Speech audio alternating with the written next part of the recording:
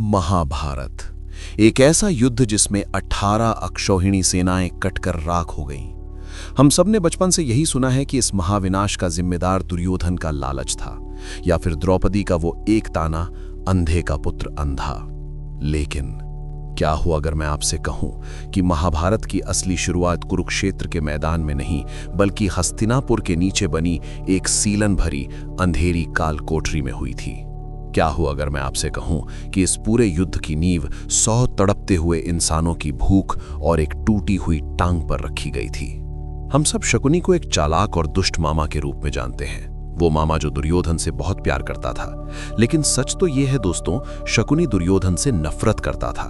वो हस्तिनापुर का सगा नहीं बल्कि कुरु वंश का सबसे बड़ा दीमक था, जिसने कसम खाई थी कि जब तक धृतराष्ट्र के पूरे वंश का खून नहीं बह जाता वो चैन से नहीं मरेगा। आज साहब की साहिबी में हम खोलेंगे महाभारत का वो सबसे डार्क और रोंगटे खड़े कर देने वाला पन्ना। जानिए शकुनी के हमेशा लंगड़ा कर चलने का वो खौफनाक कारण और उन जादुई पासों का रहस्य जो असल में लकड़ी के नहीं बल्कि इंसानी हड्डियों के बने हुए थे।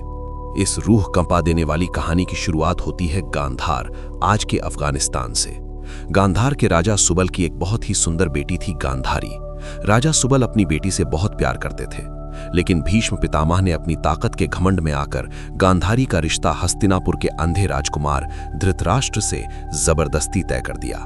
गांधार नरेश भीष्म की ताकत के आगे कुछ नहीं कर पाए, लेकिन शादी के बाद धृतराष्ट्र को एक ऐसा राज पता चला जिसने उसके अहंकार को गहरी चोट पहुंचाई। गांधारी की कुंडली में एक दोष था जिसके कारण उसकी पहली शादी एक बकरे से करवाई गई थी और फिर उस बकरे को मार दिया गया था। यानी तकनीकी रूप से धृतराष्ट्र एक विधवा से शादी कर चुका था। इस बात से धृतराष्ट्र इतना भड़क गया कि उसने अपने ससुर राजा सुबल और गांधारी के 100 भाइयों को बंदी बना लिया। उन 101 लोगों को हस्तिनापुर की सबसे गहरी और अंधेरी काल कोठरी में जिंदा दफना दिया गया। उस काल कोठरी में न रोशनी आती थी न हवा, और सबसे खौफनाक बात, धृतराष्ट्र ने आदेश दिया था कि उन 101 लोगों को हर दिन खाने के लिए सिर्फ 1 मुट्ठी अनाज दिया जाएगा। जरा सोचिए, 101 हट्टे कट्टी पुरुष और खाना सिर्फ 1 मुट्ठी।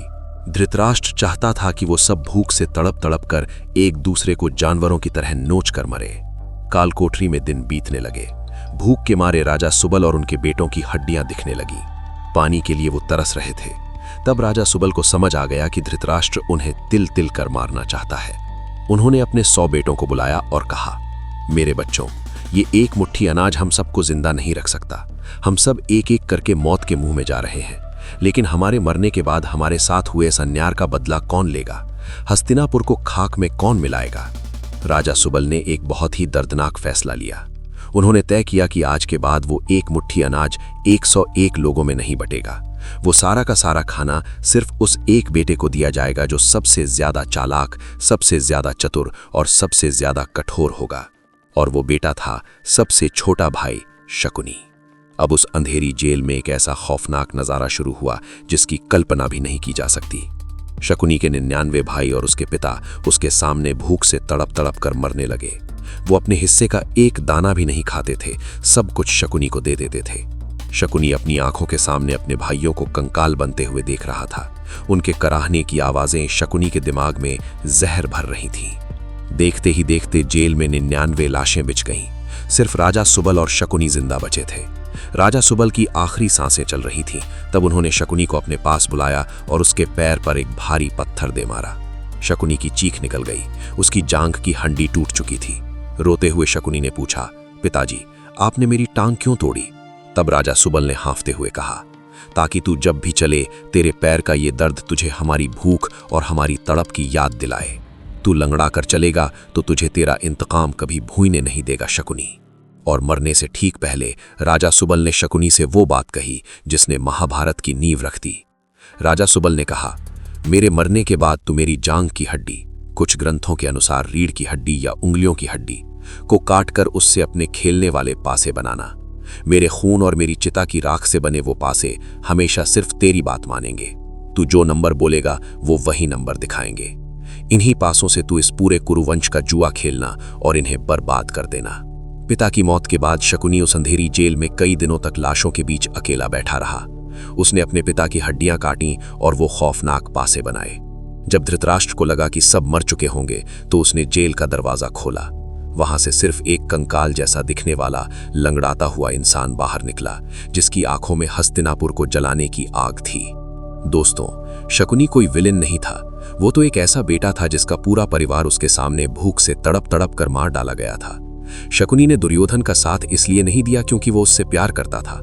उसने दुर्योधन को मोहरा बनाया, उसके अंदर पांडवों के लिए जहर भरा ताकि कुरुवंश के लोग आपस में ही लड़कर कट जाएं। और सोचिए, शकुनी अपनी साजिश में कितना सफल रहा।